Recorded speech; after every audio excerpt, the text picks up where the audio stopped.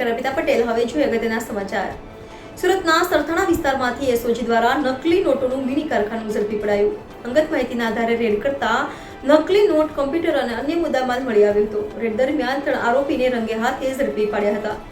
Reporter નૈતિક Reshamwala, NN news, Surat. દર્શક મિત્રો, NN ન્યૂઝને લાઇક, શેર, સબસ્ક્રાઇબ કરો, બેલ આઇકન પ્રેસ કરો જેથી આપને નોટિફિકેશન્સ મળતી રહે।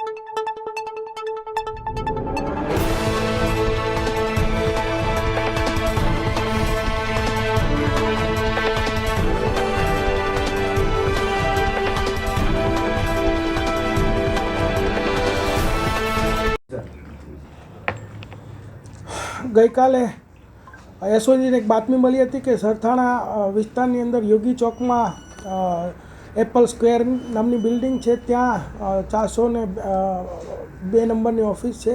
એની અંદર એમ કે હોજીરીના ધંધાની આડમાં એક નકલી નોટ છાપવાનું કામ ચાલી રહ્યું છે। તો એસઓજીએ ત્યાં રેડ કરતાં ત્યાં 3 આરોપીઓ સાથે ટોટલ 1,20,200ની 100 રૂપિયાના દરની 1202 નકલી નોટ મળી આવે છે। તે ઉપરાંત ત્યાંથી એ નોટની અંદર વપરાતી શાહી, પછી સ્કેલ્સ, રફ કાગળો, પ્રિન્ટર તથા પેનડ્રાઈવ આવો વિવિધ મુદ્દામાલ જપ્ત કરી અને કાયદેસરની કાર્યવાહી કરવામાં આવેલ છે। આ ઈસમોમાં એક સાગર કરીને જે છે તે અગાઉ સિંગાપોર પણ હોટલ મેનેજમેન્ટને લગતો કોર્સ કરીને આવેલો છે અને આનો માસ્ટર માઇન્ડ એ જ છે। અને એનો ભાઈ ભાવેશ સાગર રાઠોડ અને ભાવેશ રાઠોડ આ બંને આ નકલી નોટો બનાવવાનું કામ કરતા હતા। અને જે બીજા 2 ઈસમો જે પકડાયા છે, રાહુલ શંભુભાઈ અને પવન બોન્ડે, આ બંને ડિલિવરી લેવા માટે આવેલા હતા। જે તે વખતે સ્થળ ઉપરથી સાગર ભાગી ગયેલો, પરંતુ ત્યારબાદ વહેલી સવારે એસઓજીની ટીમે જે વોન્ટેડ આરોપી સાગર હતો એને પણ પકડી લીધેલો છે।